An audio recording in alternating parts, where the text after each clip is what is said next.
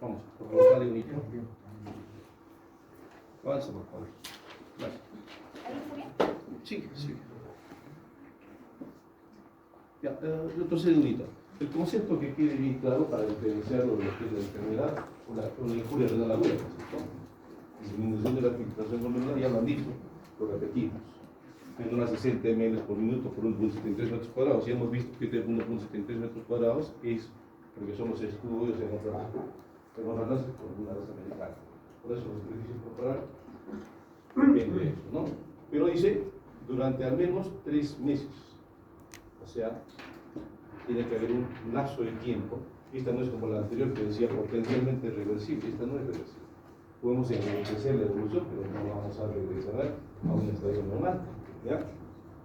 Acompañado de alteraciones estructurales y funcionales. Vamos a la siguiente, por favor. Aquí te ponemos, para que quede claro, no se lo acuerdo, ¿no? Mayor 3 meses, menor 60 y alteraciones estructurales y funcionales. ¿Qué hemos hecho los primeros capítulos? Hematuria, proteinuria, cilinuria, presencia de glóbulos blancos, glóbulos rojos y otras enfermedades que podrían complicarnos, vasculitis, hipertensión, diabetes. Y el mismo paciente trasplantado renal es considerado un paciente con enfermedad renal. Por más que esté trasplantado y con un nuevo riñón, pero se engloba dentro. Esta clasificación es el Código 2012 que no ha cambiado. Sigue, por favor. ¿No? Fíjense, en la publicación 2017, el concepto sigue siendo el mismo. ¿No? Vamos, a la siguiente, por favor. En una forma muy resumida, ¿no? Hay disminución de las nefronas, ¿no? Y esto va a condicionar a hiperfiltración, y esto consiguientemente a una hipertensión glomerular que va a dar por finalidad una hipertensión sistémica, una proteinuria, y al final todo este círculo vicioso hace una esclerosis de los glomérulos. Una vez esclerosados, los glomérulos van avanzando en su daño y no regresionan. A nivel del hígado hay neurodegeneración, pero no son funcionales. En este caso ni siquiera se forma glóbulos, simplemente se esclerosa. Por eso el riñón, como hemos visto en algunas prácticas que han podido estar ustedes, la mayoría de las veces el paciente entra en anuria o orinando menos. Por eso comienza a hematizarse, porque la capacidad de las nefronas han disminuido su función, están chiquitas y el riñón es pequeño, ¿cierto?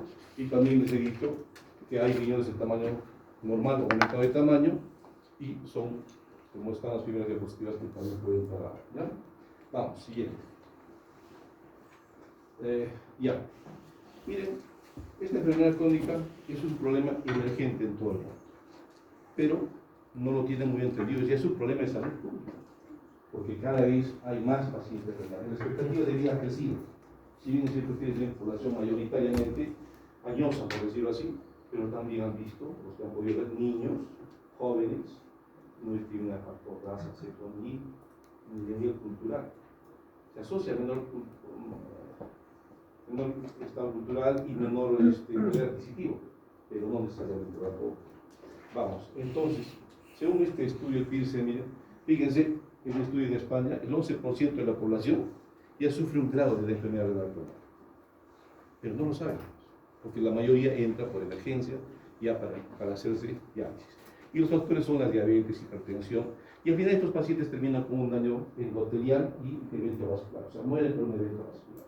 ¿Ya? Dale. Aquí, uno menos, ¿no? ¿Es un problema de salud pública? Sí.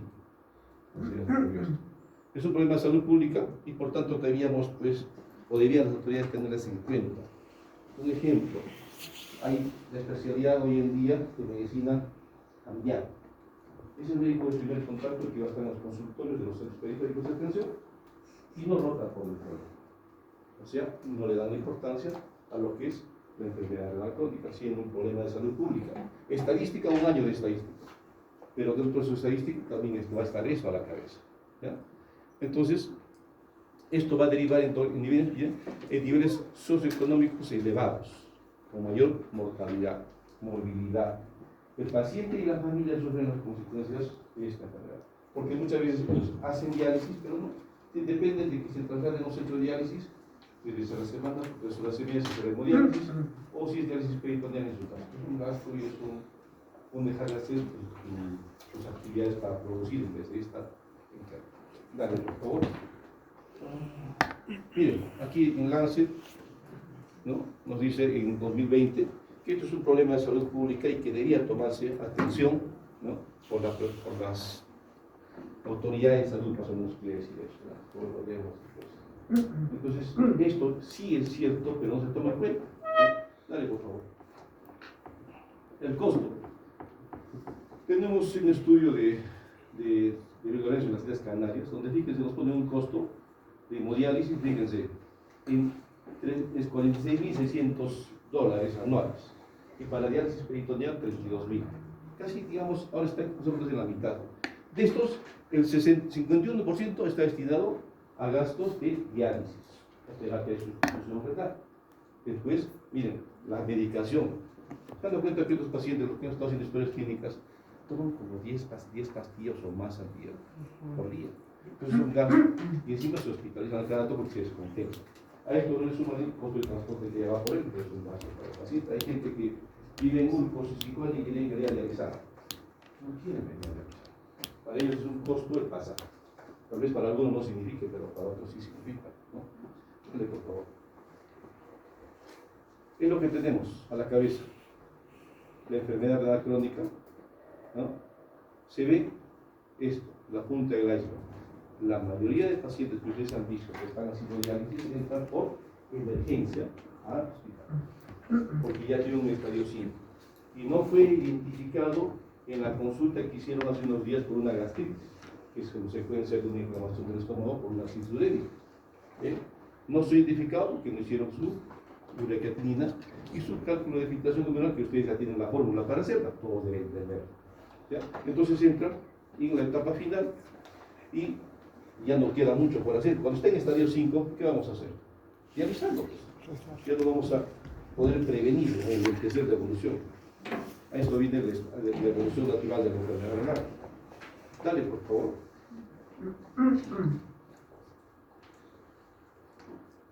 Bien, entonces, una detección precoz, ¿no?, y la adherencia temprana a nefrología, o los médicos en sí del hospital, diabéticos, de la diabetes o hipertensión, vamos a permitir identificar precozmente las causas reversibles de insuficiencia renal. Tiene diabetes no controlada, tiene hipertensión, nos han dado valores ahora, ¿no?, 140/90, 130/80, y vamos a verlo más precisamente, que si controlamos estos grupos de pacientes, podemos disminuir el enlentecer su evolución, y depende de la diálisis, ¿no? Disminuir, por tanto, la velocidad de progresión de la enfermedad renal crónica, reducir la morbimortalidad cardiovascular asociada a insuficiencia renal. Ojito, paciente bien regresado, paciente con daño renal, se muere con un evento vascular, y se muere en cualquier momento. ¿Ya? Ha hecho su diálisis, llega a su casa, y en la noche, ya, el evento vascular se presenta en cualquier momento, inclusive en la diálisis. Y ese es el problema que la familia no quiere entender. Él ha venido bien, ¿no? Pues va a pasar un evento vascular en cualquier momento y se nos va a ir el paciente. Por tanto, las comorbilidades asociadas a un evento vascular, insuficiencia cardíaca, por ejemplo, también va a ser un costo más para el paciente, ¿no?, y un mayor riesgo. Siguiente, por favor. Dentro de la osteopatogenia, según la Sociedad Española de Nefrología, la Organización Nacional de Trasplantes, a la cabeza, ¿qué nos han dicho? Diabetes. ¿Qué hemos visto? Hipertensión en segundo lugar. Tercero, glomerulopatías, ¿no? Cuando hablemos ya de neuropatía hipertensiva y diabética, vamos a precisar qué tiempo tiene que pasar para una u otra para definir esto, ¿no? Siguiente, por favor. Acá, para que lo tengan, digamos, entendido un poquito más, ¿vale?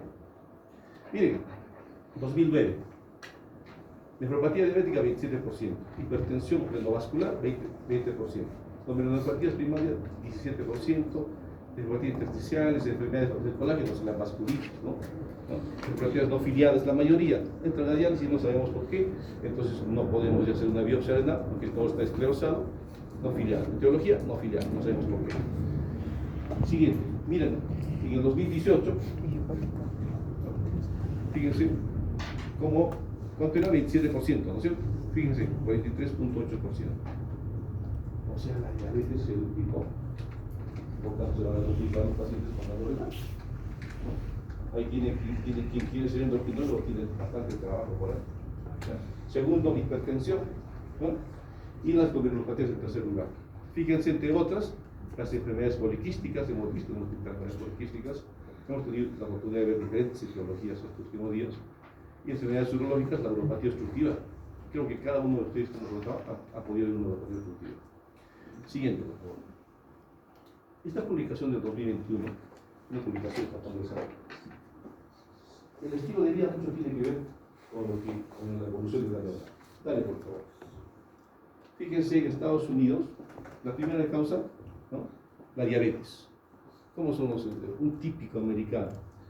Gorditos, obesos, no comen chatarra, ¿no? Coca-Cola, tú compras un monte y te recargas 10 veces el vaso que quieres, no te pasa nada, ¿cierto?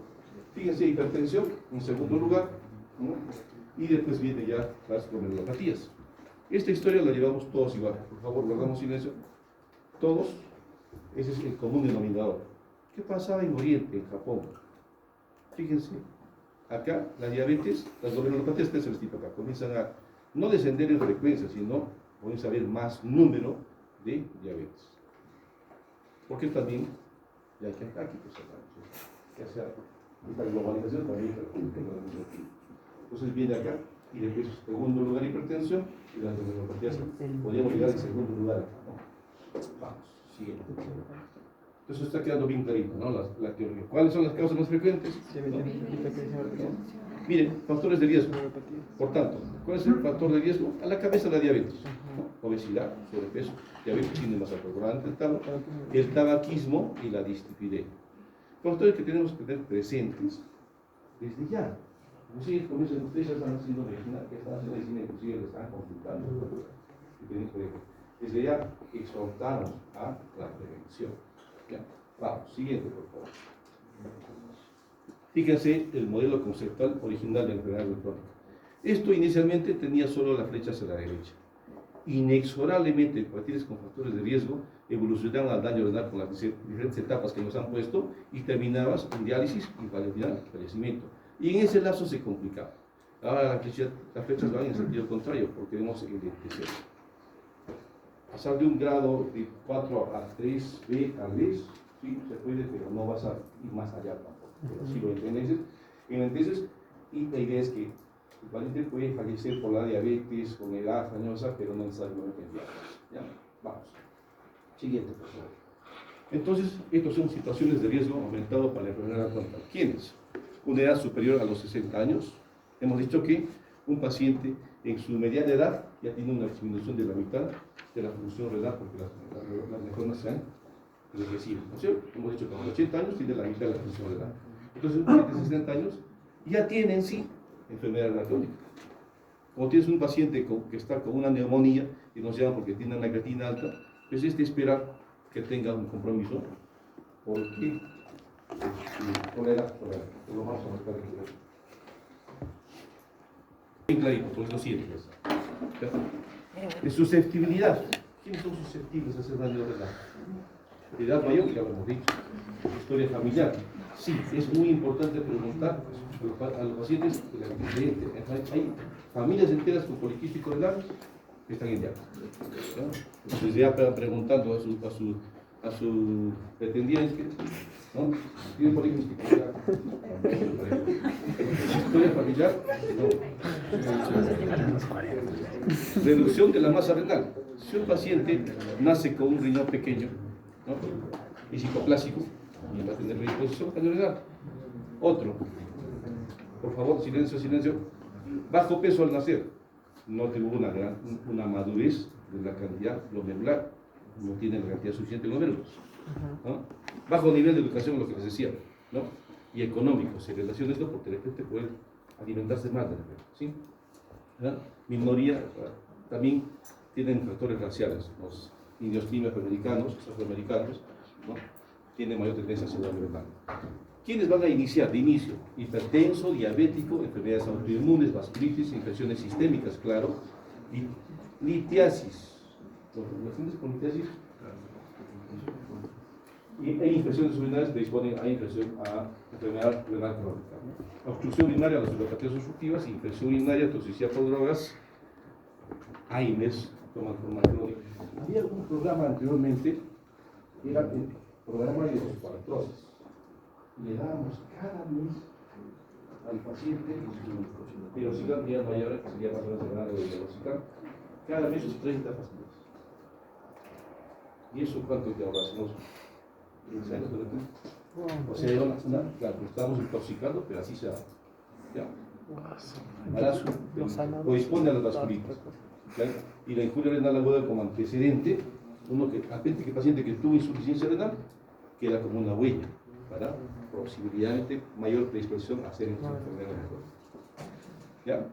De progresión, una presión arterial no controlada, una diabetes no controlada, una pérdida de proteínas, una dislipidemia, el hábito tabáquico, la obesidad y el síndrome metabólico. Van a evolucionar más rápido. Una etapa terminal también tenemos que tener ya los que están en diálisis mejor calidad de vida. Que recuperen la anemia, enfermedad minerosa o distrofia renal, la pérdida de proteínas, alúmina. Y si es que tiene otros factores condicionantes, también tenemos que controlarlos. Claro. Siguiente, por favor. Lo mismo acá, pero fíjense, o sea, aquí, la raza, ¿no? El factor cultural y educativo nos mencionan y los factores genéticos acá. Ya, lo mismo. Dale. Entonces, ¿qué tenemos que hacer? Tenemos que hacer un cribado, una detección del daño renal. Y eso ya lo saben hacer ustedes. Desde ya, hacen su filtración glomerular y a la par su proteína. Esto ya lo vamos a pasar rápido, porque ya ustedes lo tienen bien claro. Adelante, por favor. Sigue. Todo esto es lo que es la filtración glomerular, las fórmulas que ustedes ya conocen, las ecuaciones que se van a dar, cuáles deben usar, ¿no? Y la fórmula de conseguir la dieta. Vamos, dale. Por favor. ¿Hagamos silencio? ¿Quieren aportar algo? Ya pues. La clasificación. Ya nos ha hecho una clasificación. Dale, por favor. La vemos en este lado, ¿no? ¿Sí? Con la albuminuria por un lado, esta es la clasificación actual. Les puedo preguntar, a ver, una proteinuria o una albuminuria de 30 a 300 o 280, se me ocurre, con una filtración glomerular 40 a 45. ¿A qué estadio o grado corresponde? Sencillo. ¿Verdad? Entonces ahí viene el proceso. Y los tonónicos vienen aquí, tú vas a derivar en algún momento a este paciente. Y ustedes tienen que saberlo manejar inicialmente y después derivarlo si fuera necesario. ¿No? Siguiente, por favor. Aquí nos dice, ¿no? Revisión de nefrología, controles y cada cuánto tiempo lo deben encontrar como sugerencia. Lo van a volver a repetir en nefrología clínica. Sigue, por favor. Los síntomas nos han dicho, la misma diálogo, ¿no? En cuanto a la sintomatología y sintomatología de estos pacientes. Dale. Eso ya lo hemos hecho. Dale. Nos sugieren aquí cómo podemos ser derivados de nuestros pacientes a mezclar.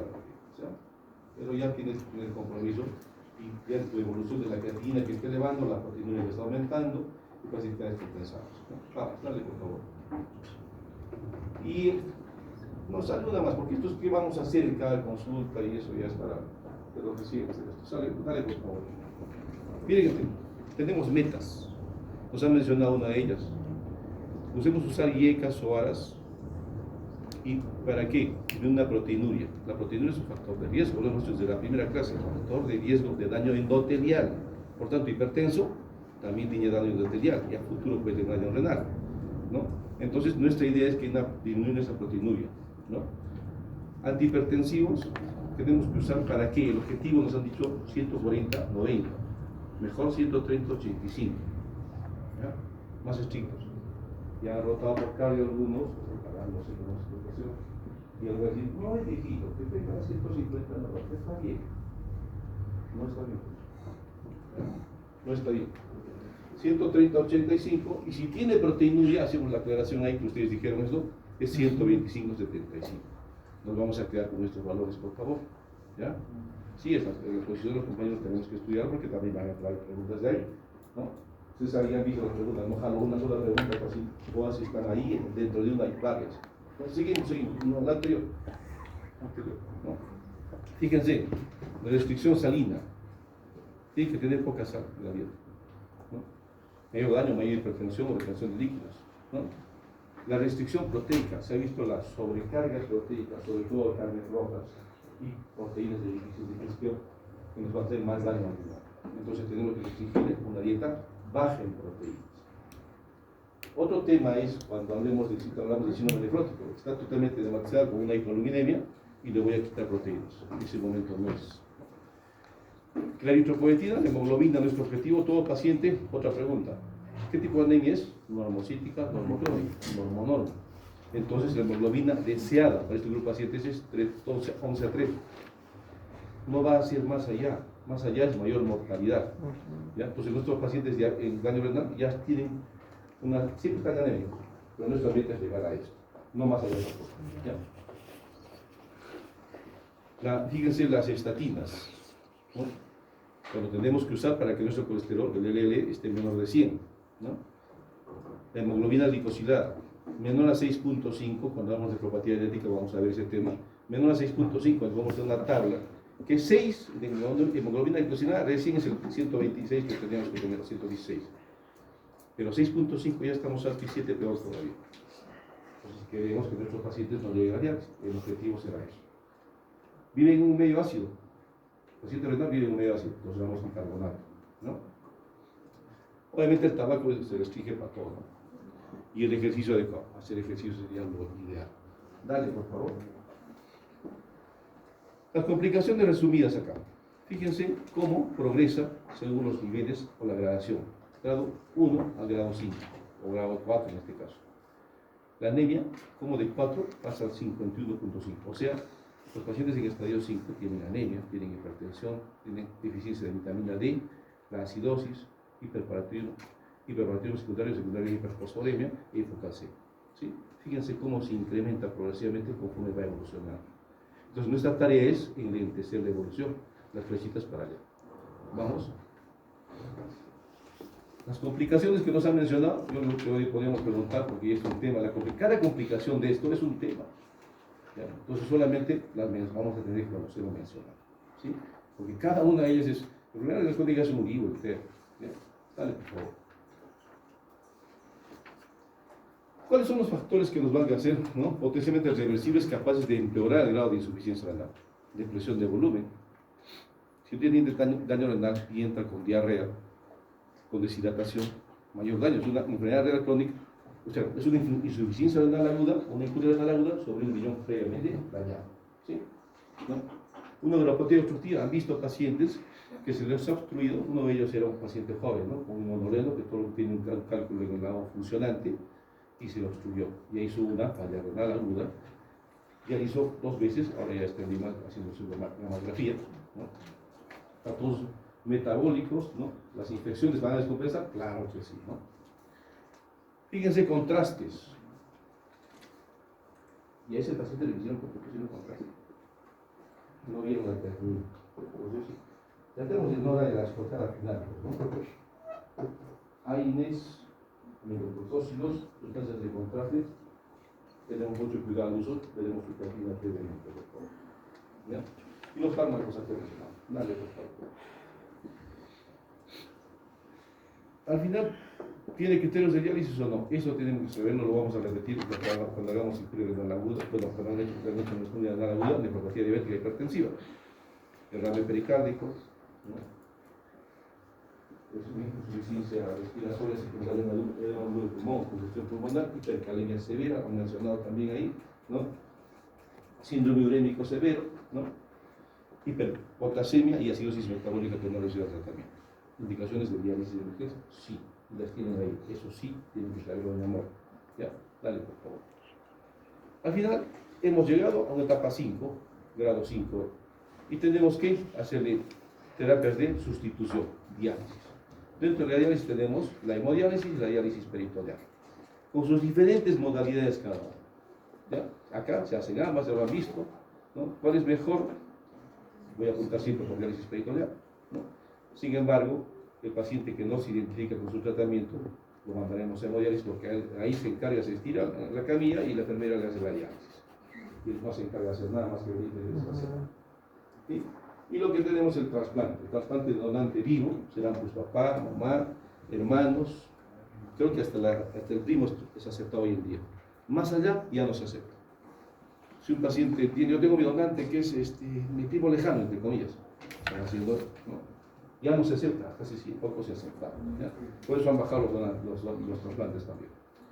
Y trasplante de donante cadavérico, que es la mayoría que tenemos, ¿no? Para ser un donante compatible con el HLA del paciente, y se trasplanta. el paciente vuelve a renacer, sí. La mala noticia, el riñón solo te dura en promedio 10 años, 10 a 12 años. Como no lo dije ahí, como la expectativa de vida de un paciente en diálisis, también es promedio 10 años. Promedio no quiere decir que ya, no. Hay pacientes que están 20 años y siguen ahí, claro que vas a estar cada vez grande que años. Dale, por favor. La diálisis peritoneal han podido ver pacientes con su catéter ahí, que no se nota, a pesar que entra 2 litros acá, no se nota. Y el catétercito que está dentro de la ropa y no se da cuenta uno. Entonces no es incómodo. Lo puedes hacer, ¿no?, en tu domicilio y también en la noche. Aquí son 4 recambios al día y acá en la noche te pones tu máquina cicladora y estás realizando el día siguiente, te desconectas, anotas en tu cuaderno cuánto líquido salió, los parámetros de la diálisis que tienes que informar. Tienes consulta una vez al mes y sigues tus actividades diarias, no pasa nada. Dale, por favor. La hemodiálisis, han visto la unión de una arteria y una vena, que es la fístula, que es el acceso ideal para la diálisis. Aquí hay mejor flujo de salida de sangre, por tanto, la diálisis es mejor. Sin embargo, cada diálisis el paciente tiene que recibir 2 pulsadas, por una agujita bastante grande. ¿Ya? Más allá de 28, 14, y eso tiene que entrar a cada diálisis 6 pinzadas por mes.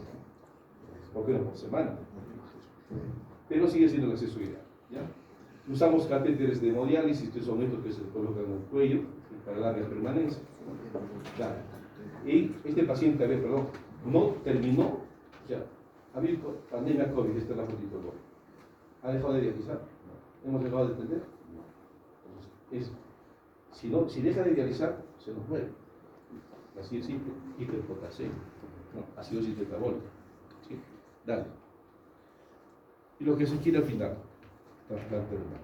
Pero la pregunta sería entonces, ¿cuál de estas terapias es mejor? Indudablemente el trasplante. El trasplante del paciente vuelve a renacer, pero no es definitivo. ¿Sí? Entonces, ahora, el trasplante no es una sola persona, el trasplante es un equipo. Los cirujanos que lamentablemente solo hacen el acto operatorio, después no los demás. ¿No? Pero sin eso no se puede hacer nada, el acto operatorio.